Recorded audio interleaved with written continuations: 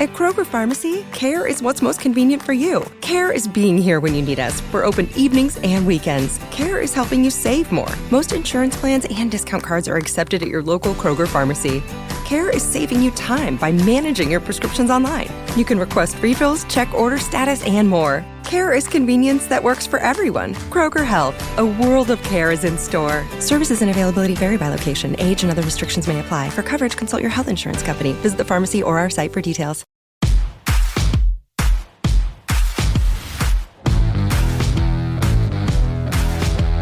Welcome to the Dogs Podcast with your hosts, Blake Reneker, Justin Charles, and Josh All. Well, what's up, Browns fans? Welcome back to another episode of the Dogs Podcast. Justin and Blake coming to you today virtually. We will be virtual now and probably at least a few weeks.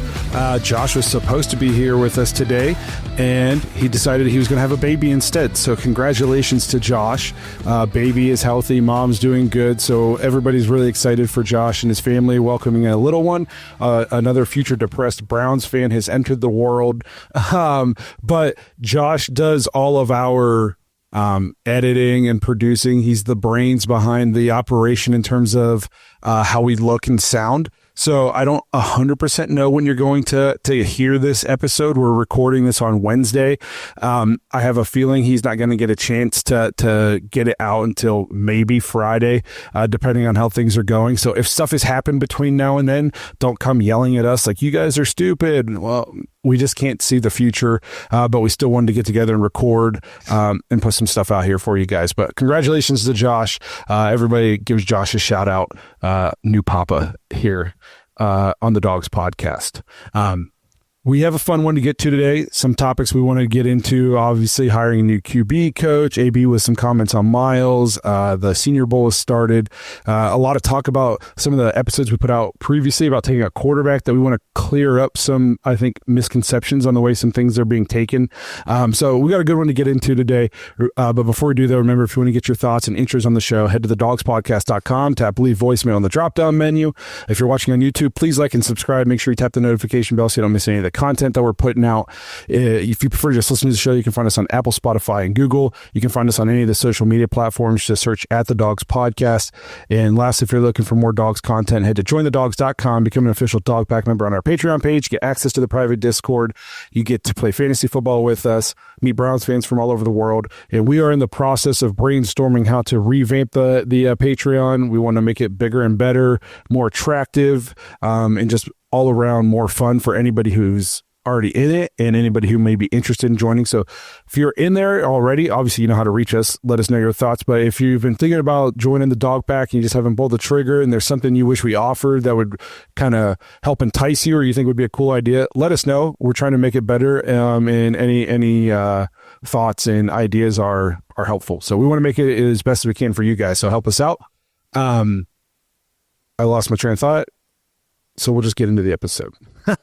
Absolutely. I was going to say, this is, I think, episode 491 now. We told you guys on the last week's episode, we're going to have episode 500 right around the corner. I'm not going to spoil it, but I believe we have a pretty cool episode in the works. A couple of surprises for you guys, especially some of the people who've been watching since the very beginning. I think you guys will really like it. So be on the lookout for that. If, depending on how things go with Josh's home situation, and I know me and Justin and Kenny plan on doing some episodes to fill that void, but we're looking like that'll probably be the middle of March when we finally get to episode 500, or not March, February. And we got a pretty fun episode lined up. At least it's being planned. So make sure you guys are on the lookout for that. Again, make sure that notification bell is tapped so you don't miss it when it does drop. So Browns make headlines this week. They've been interviewing for quarterback coaches. They decide to promote from within again. They promote Bill Musgrave, quarterback coach. He was just an assistant, an offensive assistant. I think that was like what his title was. Yes. Yeah. Senior assistant. Yeah. Tons of QB coach experience around the league. He has been a QB coach for as far back as Mark Brunell. For anybody who remembers Mark Brunell, Matt Ryan, Derek Carr. Derek Carr's first 2 Pro Bowls. Bill Musgrave was his quarterback coach. So I guess the first thing I want to throw to you, Justin, is and a little bit of curveball because we didn't talk about it. How do you feel about the second promotion from within? I've seen some pushback online where it's like, we just went 3-14. Do you mean tell me there's not better candidates outside the building, the people who helped contribute to go 3-14? So how do you feel about a second promotion from within?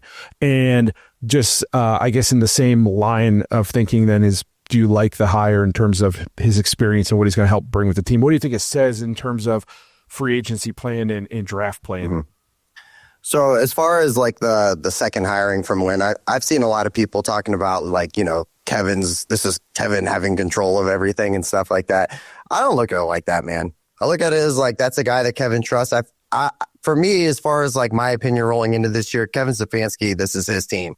He's going to do it his way. Like, you know, live by the sword, die by the sword. I think that's what the deal is.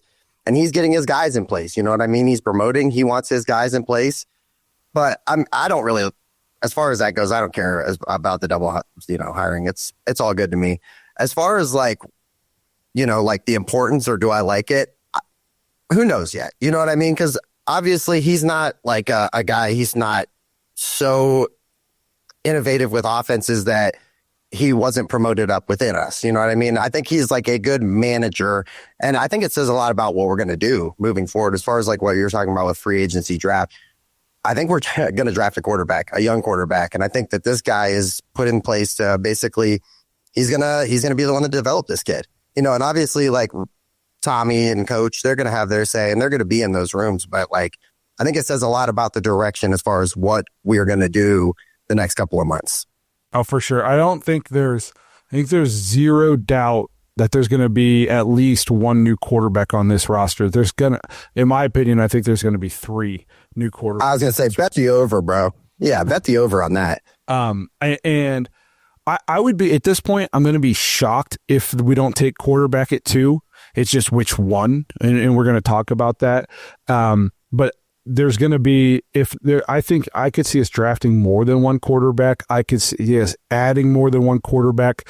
So I think it was important for them to go get a quarterback coach, because I don't think we've had one, to be honest. I don't think we have either. I don't think we've had one since, well, with Stefanski. Yeah. I'll say that. So we've never had a guy just dedicated to being the quarterback coach. So I think this signifies that there's going to be a young quarterback on the roster that they are going to be heavily invested into making sure he is successful.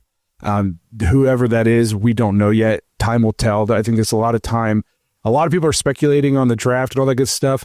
It's just so hard to tell without free agency happening first, and without combine and pro days and interviews and all that good stuff. I know that AB spent a lot of time talking to Shador at the Shrine Bowl.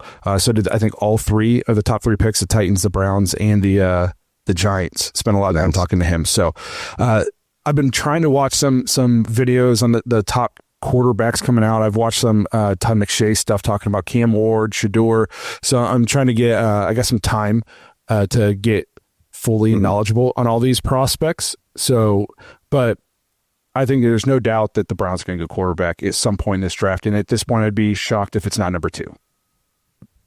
I'm with you, man. Like, as far as the number 2 thing, and I know like we've all kind of disagreed and had disagreements about what we do with that pick, right? But can we not put enough emphasis on how important that position is? You know what I mean? Look at the playoffs.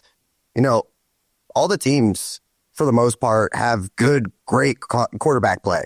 It's super important. Why is Patrick Mahomes in another Super Bowl? You know what I mean? Like, he's very good, but like they have everything together. Josh Allen, like we need to find that guy, you know, and we'll get more into like what, you know, we could be as far as like with competent quarterback play.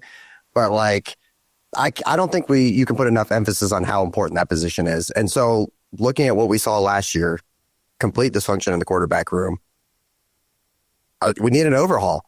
I don't know how you don't address it. And I've been one to say, hey, we should trade back and take a defensive player. But I mean, it's a glaring issue with this team, man. You know what I mean?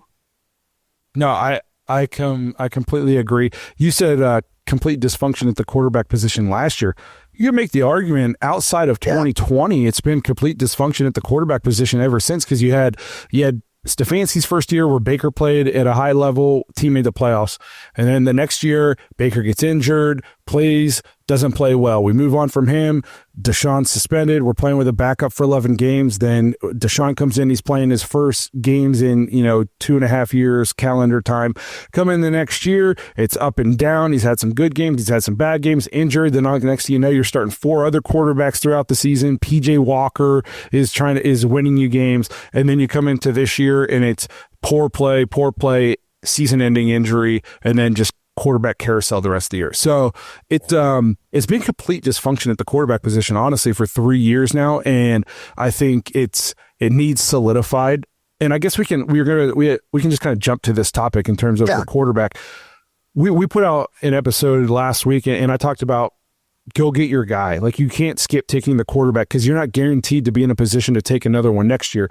And the pushback on a lot of people is don't just reach on a quarterback because you need one.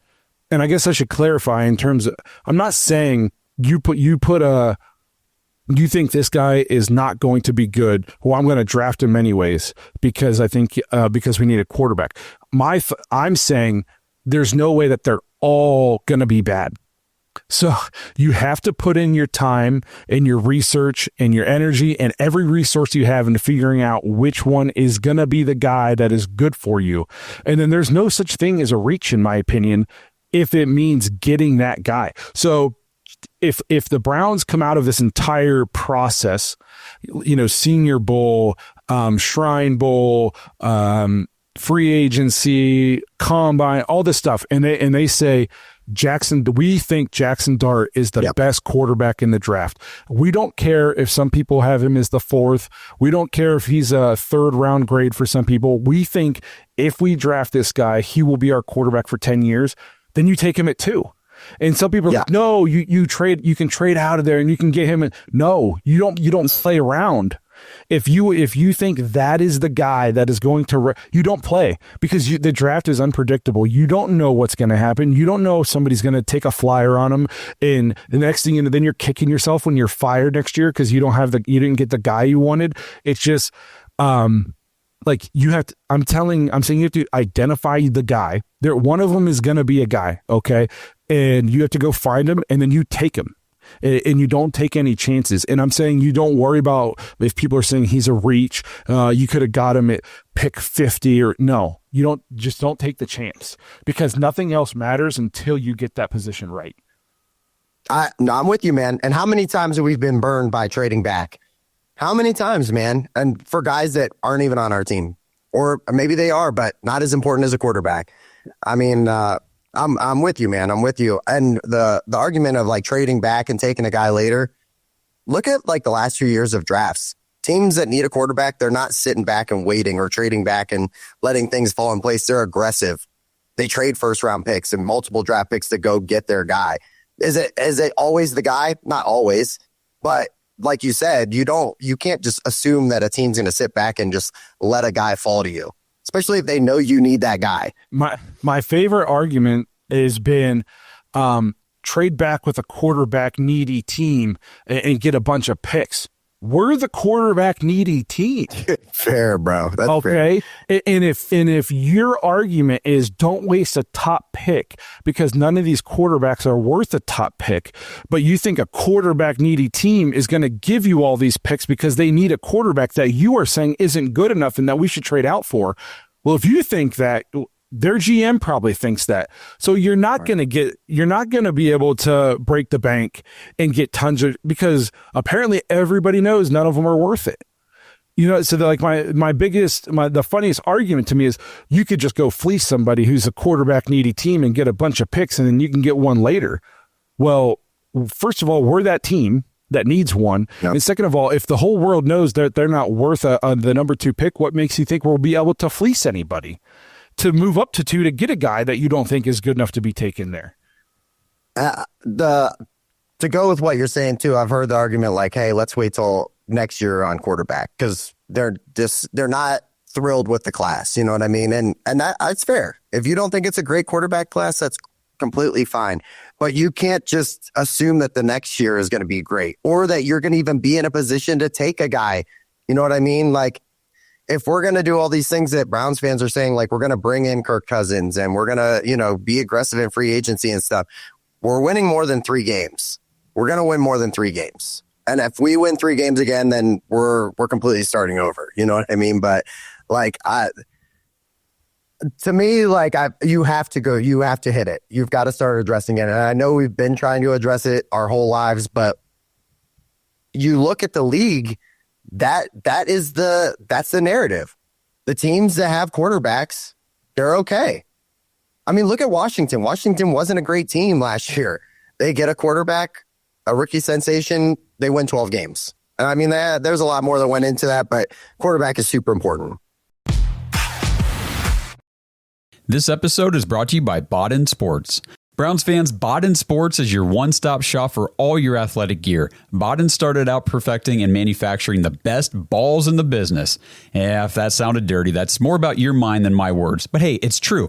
Baseballs, softballs, footballs, basketballs, volleyballs, soccer balls, you name it, and Baden has engineered the highest standard sports balls available. And now they offer more than just sports balls. If you got kids playing baseball or softball, Baden has batting gloves and bats to go along with both game balls and training balls. If you're into basketball, Baden makes basketball specifically for indoor or outdoor use. Heck, Baden even has all the equipment you need for pickleball, which is one sport that I hear everyone is playing and yet I still never have.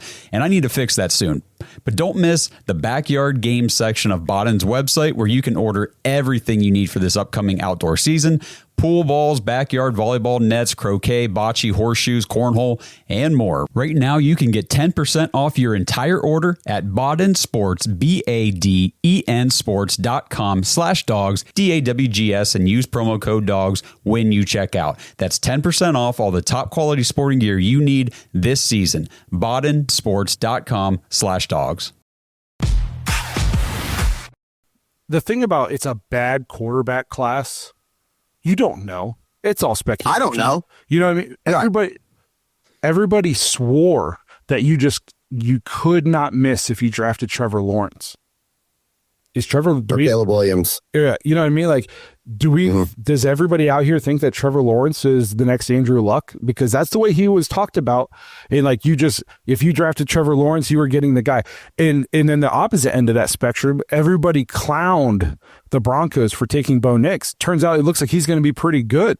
You know, so it's not like it's all speculation. So much about quarterback, and if he's going to be successful, is the fit, the culture around them, the organization, the coaching staff, the offense you're going to run. Like, would Jaden Daniels be Jaden Daniels without Dan Quinn and Cliff Kingsbury? Right. I don't, it's hard to tell. He's obviously very talented. All these guys are talented, like, or else they wouldn't be in this position. So it's so much about fit, which is why I'm saying the promotion of Bill Musgrave, getting Tommy Rees, making sure everybody's on the same page, and then just putting in the work to identify that guy, even if it's not the guy that everybody else thinks it's going to be. Maybe it's not Shedeur or Cam Ward. Like I said, it's Jackson Dart, and maybe it's Jalen Milroe. I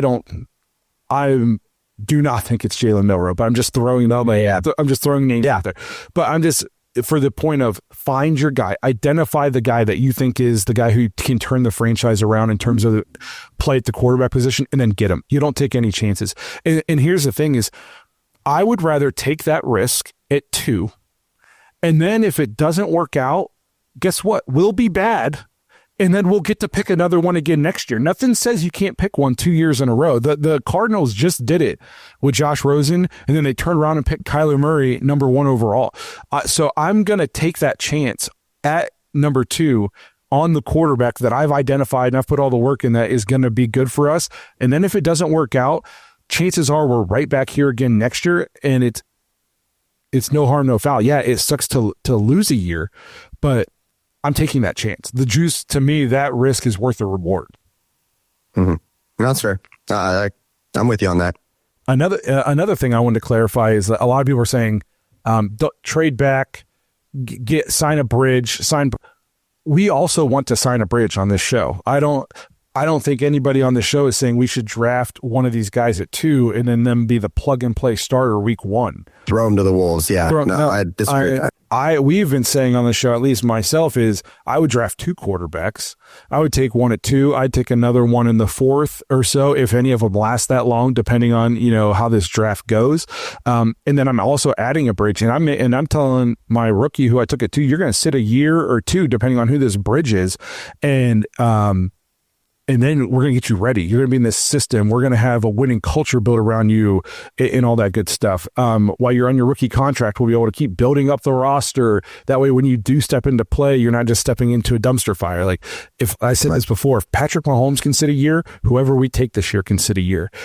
So we're not saying go draft a guy at 2, hand him the keys to the franchise, and plug and play starter week 1 this year. No, whoever we drafted to, I do not want to see play this year. As much as it would be exciting, I don't want to see him step onto the field this year unless it's just apparent that he is beyond ready and he's the guy. You know what I mean? Like, you can't keep him off the field. Keep him off the field. Yeah, too good. It's beyond apparent that he's ready, because I don't want to ruin his confidence. I don't want to get him beat up. I don't want to do any of that stuff. So we are on the draft a guy, maybe 2 guys, but we're still all in on the adding the bridge quarterback for this season, at least, if not 2 years, depending on how it goes.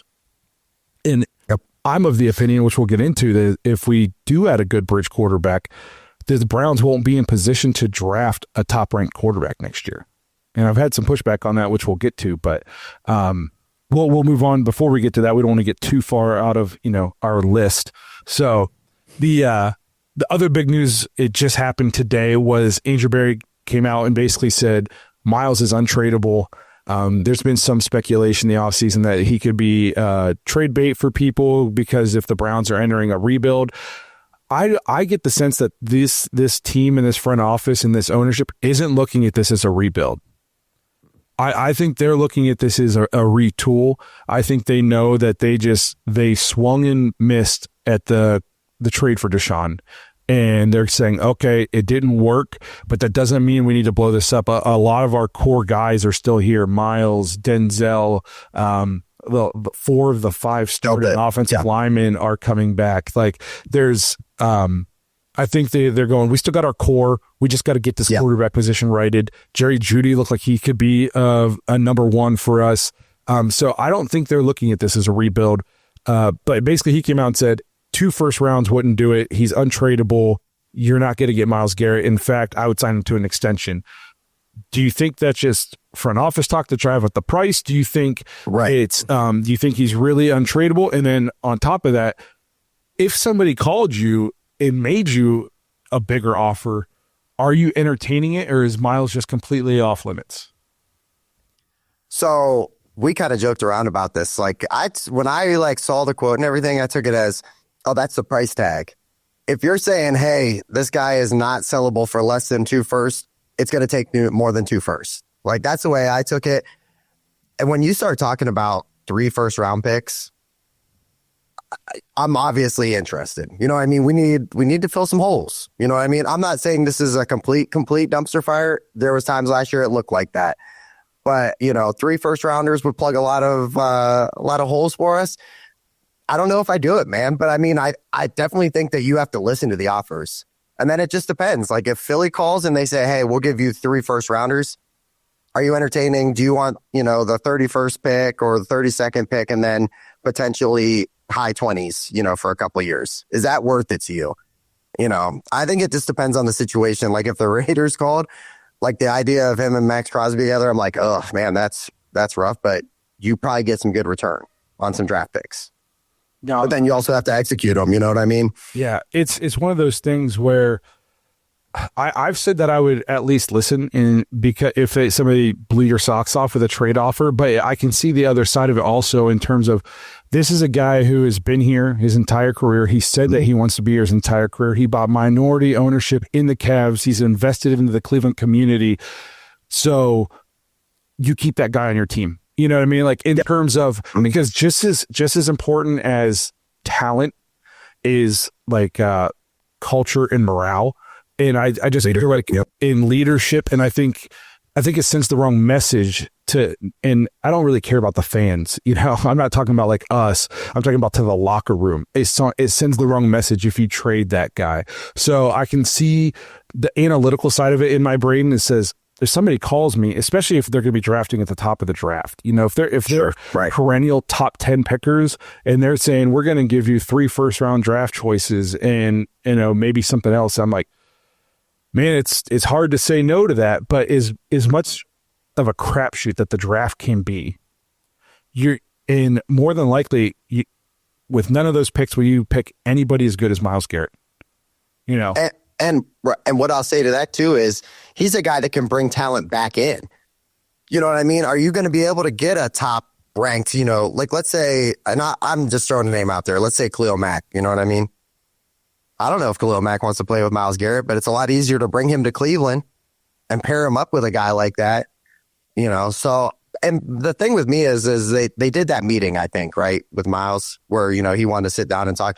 Obviously, that meeting went well. Because if it didn't go well, I guarantee you Myles would be letting, you know, potential suitors know, hey, you know, the for sale sign is going up at the house, hey, or he's keeping it. I don't know, you know. But I think that says a lot about, you know, what the message to the team is and to the locker room moving forward. You know what I mean? Obviously, they're not going to say, hey, we're going to completely, you know, run this thing into the ground and get a bunch of draft capital. We already done that. Obviously sends the right message. They're going to try to, like you said, retool, bring in a veteran quarterback, you know, a bridge guy, and let's go see what happens. No, so yeah, I like I said, I think it was good AB to basically come out and like you said to me that the meeting went well. If he's still here and they're not entertaining trade offers and you haven't heard anything from Myles, he's going to be here, and he obviously liked what he heard in the exit interview in terms of what the plan is going forward. Just kind of segueing then into the plan going forward and what he must have heard in that meeting. I've talked with some people on social media in comment sections of when talking about quarterbacks, and they were said, you know, I said the Browns are competent QB play away from being, you know, at least playoff contenders, and I'm hesitant to talk like that because I always get burnt being a Browns fan when and I didn't say Super Bowl contenders, and I didn't say they're playoff locks, and I didn't say that they're going to win the AFC North. I just said that they're playoff contenders with competent quarterback play, and I'm taking that away. I come to that conclusion, I guess, is by saying when Jameis Winston wasn't turning the ball over, the offense moved the ball, and the defense played well enough to win games if we had a good offense, or at least just it was a fun team to watch. Yes. So it was a lot like the Joe Flacco games, just the defense wasn't as dominant. We weren't getting the turnovers that we got last year. So and I'm getting pushback. Though there's holes on the offensive line, there's holes at linebacker, there's holes and I get that. I get that there are holes. I want TreVeyon Henderson. Actually, I want both Ohio State running backs if it's doable. I don't know if it's doable, but I want at least TreVeyon Henderson and another running back. Linebacker is an issue, especially I don't feel good about JOK. The fact that we haven't heard anything, and anything I have heard is they're still trying to see if he's going to get to play again. So linebackers in need. I think depth at tight end is in need. Running back's definitely an issue. We need a left tackle. But except for they're talking like it's going to be DeJuan Jones. That being said, getting the quarterback position right, that is the Band-Aid on a lot of that stuff. And I'm also, when I say they're a competent quarterback away from being playoff contenders, I'm also assuming that they will plug some of these other holes. It's not a one-pick draft. You know, you get to go pick, you make your first-round pick, and then your second, and your third, and your fourth. We have 5 picks or 7 picks or whatever it is in the top 100. 5 in the top 102. Yeah, so like we can address a lot of holes in the draft this year and in free agency. I think you can go get a good bridge quarterback. You take your young guy at 2. You add a running back in this, you know, the second or third round. You bring in a wide receiver to play with Judy.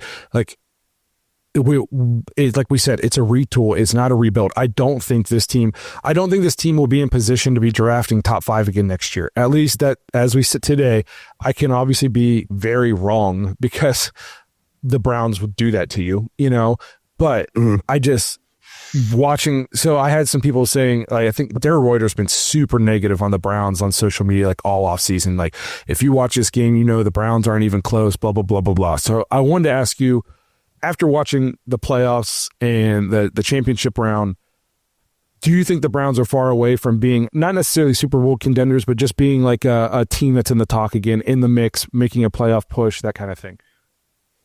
I'm glad you said not a Super Bowl team, because I was going to tell you, man, the last few weeks, I'm like, woof, we got a lot of work to do. You know what I mean? Especially in the AFC. And it's not that it's completely that the Browns are completely like on dumpster fire heading. I mean, it looks bad, but it is buildable. But then you also have Lamar Jackson, you have Josh Allen, you have Patrick Mahomes, you have like very, very stiff competition in the AFC. I do think we're not that far. You plug a good quarterback in that's competent, this team is competent again. There's enough. Now, there's a lot of what ifs too, though. You know what I mean? As far as like, is Nick Chubb going to be on our team and look like the same guy? You know what I mean? That he was previous to the injury, or at least, you know what I mean, somewhat himself. Like, I'm with you. The 12 picks is huge. And a lot of those guys, you know, some of them are not going to make the team, but we're going to bring some talent in that we've been missing for the last 3 years. We're going to get some young guys in, and guys, surprise. I think we're good enough to be a competent team, but I still think we need to hit some drafts, man. We need to hit some drafts and bring some talented free agent guys in. This episode is brought to you by Danger Coffee. Browns fans, we talk about how Danger Coffee is made free from mold toxins that are in 45% of the world's coffee, but that's not all that Danger Coffee has to offer. Mineral and nutrient deficiencies are a big deal. They make you feel sick, tired, stressed, and they can give you brain fog. These deficiencies negatively affect your immune system, your digestion, sleep, metabolism. Have you ever wondered why you get an initial burst from your coffee, but then you get that little crash not long after?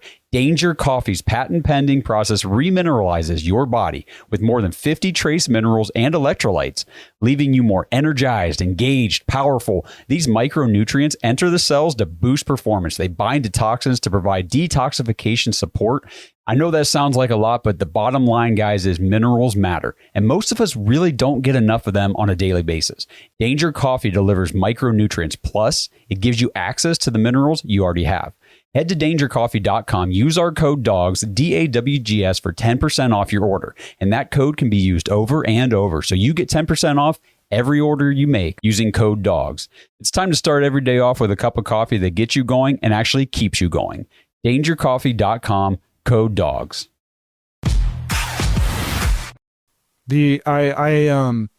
Obviously, we have holes. AB has been aggressive in free agency and the trade market every single offseason. I expect nothing less. I expect the Browns to make what would be considered maybe a splashy move at a position of need.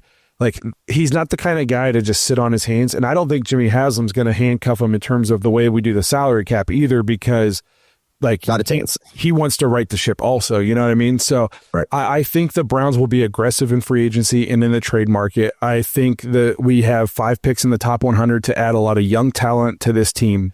I don't think that we're going to be in a position to be bad. To me, the biggest thing I want to see, or my biggest takeaway, I guess, from watching the playoffs and the especially the championship rounds, is we can't beat ourselves. Penalties. Especially pre-snap penalties and turnovers. Turnovers were such a huge story in the playoffs. Every team that had turnovers lost. The Lions, lost. The Commanders, you know what I mean? Like they all lost. The Ravens, Chargers, they all lost. And in the penalties, you can't go into Arrowhead and beat the Chiefs and you're if you beat yourselves. You know what I mean? Like, the Chiefs aren't going to beat themselves. They're going to play solid football. They're going to be well coached. Same with all these other, high level playoff teams. So to me, not only in the talent position, I need to see this team take a step forward in terms of discipline. And a lot of people will crap all over Stefanski and say he's got to be the one to do that. And he does take a a part of that. The team reflects the leadership of the coach, but also I want to see some personal accountability out of the players. Andy Hawkins said it on the radio months back. If your coach has to be your cheerleader and your biggest leader and your biggest source of inspiration, you're probably not a very good team. That's why you have captains. Like you got to lead on the field. You have to have guys who step onto that field with you who are leaders. And lead by example. You have lead by example guys, and you have vocal leaders, and they're all important. If your coach has to be your hoorah guy, like it's probably not a good thing. And everybody points to Dan Campbell because he is, he's like a vocal hoorah guy. But they have guys who take that on the field. You know what I mean? Who have bought into that. It's not just him doing it, preaching at them. They have taken that and made it their identity. So I need to see the Browns be much more disciplined if they want to be good, because we're going to be fusing the team with young talent to go with some of our veteran leadership, and we can't beat ourselves. We have to come out. We have to not lead the league for the third year in a row on pre-snap penalties. We can't turn the ball over at just an insanely high clip. If you look at the last 28 games the Browns have played, how many turnovers do we have between the Flacco games and then the Jameis Winston games and then the DTR games? Yeah, what you can say about Deshaun is basically he just didn't turn the ball over, at least. So there was the small stretch of games at the beginning of the year where we weren't turning it over, but outside, I'd say in 20 of our last 28 games, we are an insanely high rate of turnovers. You're not going to win football games that way. So I think talent-wise, we are not that far off in terms of like some of the holes people think are holes. I think they'll be addressed. And I think like the big one people are talking about is the offensive line. We're about to play. Yeah. I think the offensive line is going to have a huge bounce back season. Yes. Because I think they even said it in interviews after the season. They had no identity. They were catering an offense to one player instead of what the group did well.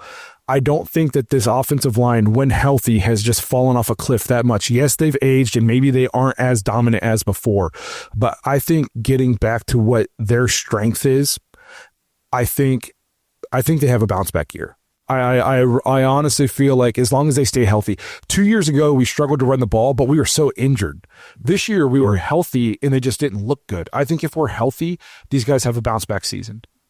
I think it's huge that we're going back to Stefanski's offense. You know what I mean? I think it's huge for that line. I think that line needed to hear that because they played better in that offense. You know what I mean? You didn't start hearing about, we don't have an identity, we're not sure what we're doing. The end of the year was crazy because you had guys just kind of saying stuff like, well, he was supposed to take 8 steps. He took 6 and basically ran into me. You know what I mean? Like, I'm with you. I think going back to Stefanski's offense, I think it improves the offensive line. I think it improves the offensive line and probably the running back game. Oh, for sure. For sure. I guess you mentioned Nick Chubb. Are you banking on Nick Chubb or are you adding at least 2 running backs? Okay, so I'm in the camp right now, and it's only just like the Cleveland fan in me. I think he comes back on like another kind of contract like he did last year. You know what I mean? I don't think the Browns signed like multi-year deal or anything like that, but I think like an incentive kind of deal. He likes Cleveland. He wants to be in Cleveland. And then if he can get healthy, I mean, man, I'm ready to see Nick Chubb be the old Nick Chubb again. But yeah, I think you do have to, you got to add some talent. I think Ford is nice when he plays that role, is like as far as, you know, you bring him in on a blow and he can take it to the house. But I don't think you can rely on him as like an every down kind of back. And I like him in, you know, like almost like a Duke Johnson. I've said that before. Like I like him in that, you know, receiving back kind of role. But bring in another young guy. I know you're big on Henderson. I don't know how you can't be big on Henderson right now after the last couple, you know, after what we just watched. But I do think, and it's a nice running back class. You know, like obviously there's going to be one of the loaded ones. Yeah. Yep. There's like 4 or 5 guys where I'm like, yeah, I'd be thrilled if the Browns, you know what I mean, drafted that kid. But I do think Nick Chubb will be a Cleveland Brown next year.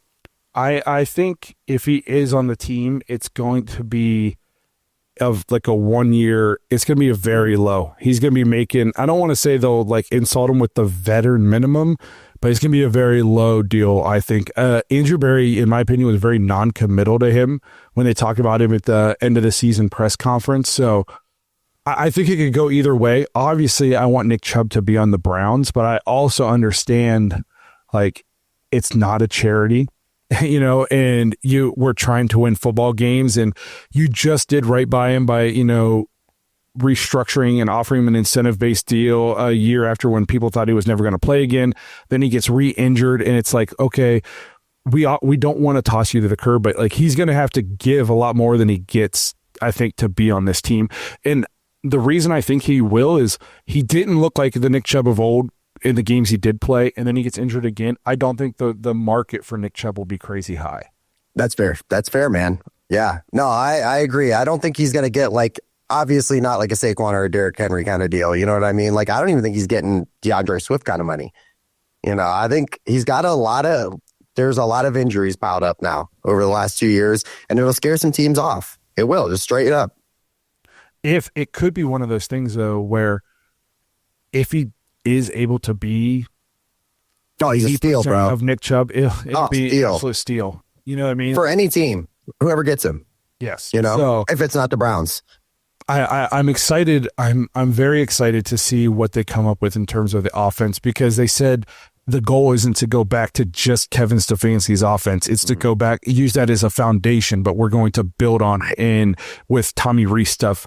I'm very excited to see what they come up with, because, man, what we just watched for 17 games was so atrocious. And I think it just made, guys look so much worse. And I honestly think they're kind of pissed about it. Like, I think guys are being talked about like they're washed and how bad they are. And they're like, no, like, you put us in a position to fail on national TV. And now everybody thinks we suck. I think, you know what I mean? I think they're a little pissed off about it. So I'm looking to get back to that in doing what they do best, the play action, getting those guys to just freeze for a minute, slow the pass rush down, marrying the run game and the pass game. I just don't think the offense and the team in general is as far away as what some people say. And like I said, do I think we're walking into Arrowhead to beat the Chiefs week 1? No. But I think if we start off well, and we're getting good quarterback play, and we're back to Kevin's offense with Tommy Rees's stuff blended in, and I think we can be fun to watch. Yes, and I think we can make a playoff push. And once you make the playoffs, all bets are off. You know, it's you just whoever's best that day. So I think we can be in the talks of playing meaningful football again at the end of the year. I'm not going to come out and make any bold predictions like we're winning 15 games and, you know, we're going to host a playoff game, but we've seen what can happen to a team that isn't good and then adds a good quarterback, what happens to their team in 1 year. That good quarterback play can mask a lot of other stuff. Yep. I mean, Denver and Washington both just did it. Yes. And people will say, well, none of these quarterbacks are those guys. But one, we don't know that yet. And nobody was saying that about Bo Nix. Nobody thought Bo Nix was going to lead the Broncos to the playoffs. And he ended up being a betting favorite halfway through the season to win Rookie of the Year. And then Jaden Daniels just went off. Ran out, yeah. So, but all right, well, I think we'll wrap it up.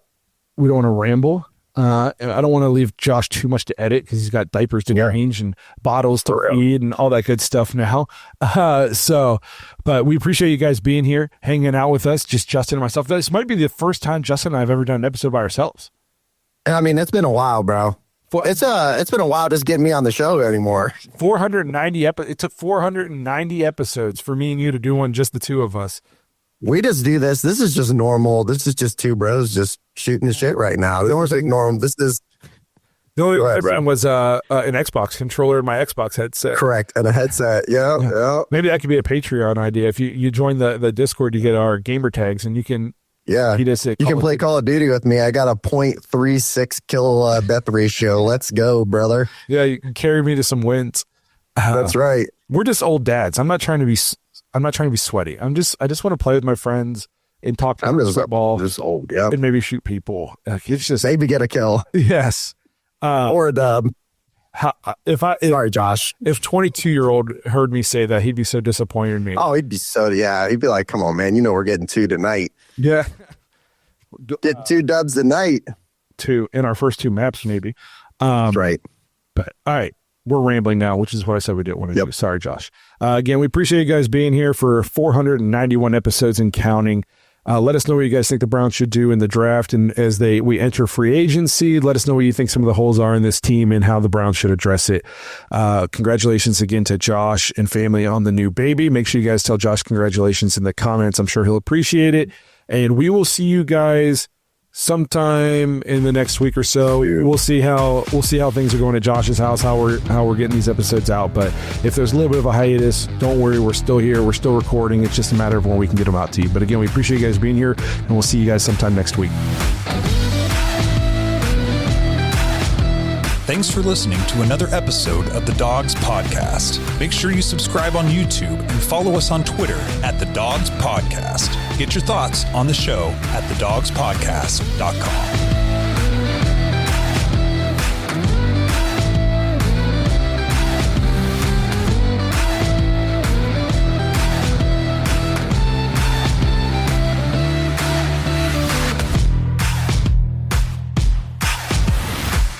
At Kroger, an annual Boost membership just got even better. Now you can choose from Disney Plus with ads, Hulu with ads, or ESPN Plus on us when you sign up. Plus, enjoy unlimited free delivery, double fuel points, exclusive offers, and free items. Sign up for a Boost membership today. It's an easier way to save, including new streaming options to relax with while we deliver your groceries. Kroger, fresh for everyone. Restrictions apply. See site for details.